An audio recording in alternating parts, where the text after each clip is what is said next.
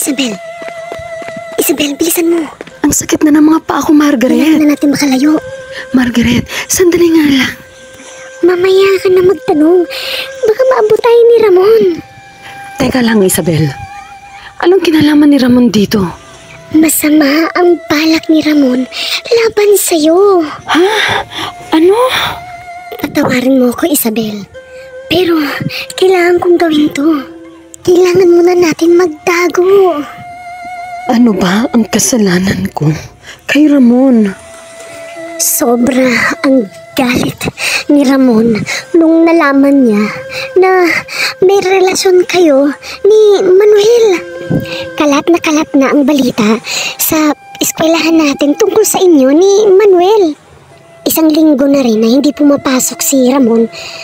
Kaya alam ko na may balak siyang masama laban sa inyo. Teka, alam mo ang balak ni Ramon? Ha? Oo, kaya nga humingi ako sa ng tawad dahil sa balak ni Ramon sa inyo. Kaya nga, kailangan na natin bilisan ang pagtakbo. Kasi baka maabutan tayo ni Ramon. Doon muna tayo tatago sa lugar ng tiyo ko, sa kabilang isla.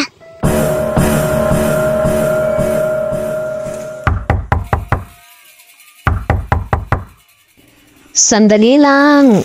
Sino ba yan? Oh, Ramon. Ikaw pala yan.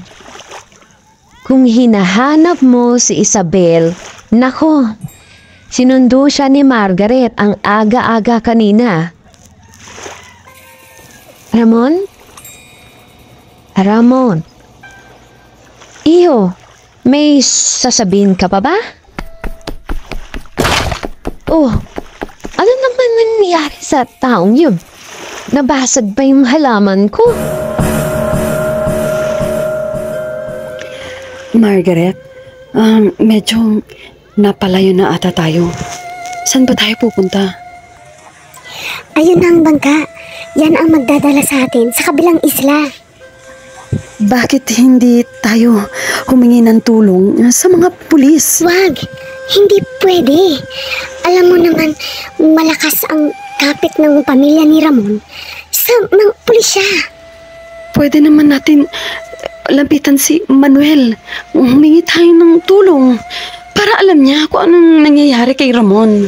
Mas lalong hindi pwede. Delikado. Dahil nagbanta na si Ramon. Tigil na natin to, Margaret. Hindi na nakakabuti. Naku, Isabel, nandiyan na si Ramon.